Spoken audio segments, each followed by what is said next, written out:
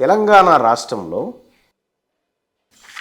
సీతక్క గారి శాఖ women and child development డిపార్ట్మెంట్లో ఇందులో క్లియర్గా ఎంతమంది పిల్లలు ఉన్నారు అనేది ఇందులో క్లియర్గా రాసిరు. చిల్డ్రన్స్ 0 నుంచి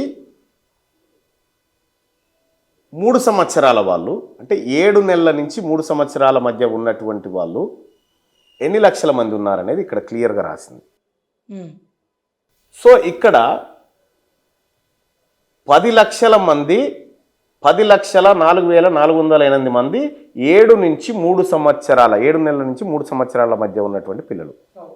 ఆ తర్వాత 3 నుంచి 6 సంవత్సరాల మధ్య ఉన్నటువంటి పిల్లలు 4,69,654. వీళ్ళిద్దరినీ కనుక మనం క్యాల్కులేట్ చేస్తే 0 నుంచి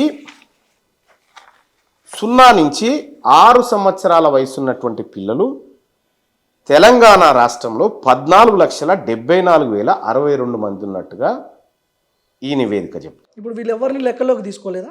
మీరు వినండి భార్గవ్ క్లియర్గా. ఇది 0 నుంచి 6 సంవత్సరాల లోపు, అంటే వీళ్ళు స్కూల్కి వెళ్ళారు పిల్లలు. ఓకే, వీళ్ళు 14,74,062 మంది వీళ్ళు. ఓకే, రెండోది 1వ తరగతి నుంచి 10వ తరగతి వరకు తెలంగాణ రాష్ట్రంలో చదువుతున్న పిల్లల సంఖ్య 58,98,686. ఓకే ఓకే, ఆ తర్వాత intermediate first year and second year వీళ్ళకు కూడా ఓటు హక్కు ఉండదు. వాళ్ళు 4,77,266 మంది. ఇదైతే గవర్నమెంట్దే కదా. అవును.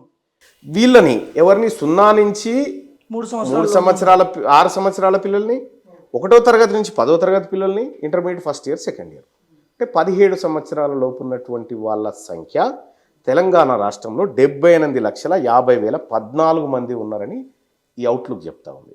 ఓకే, సో 78 లక్షల మంది వీళ్ళు.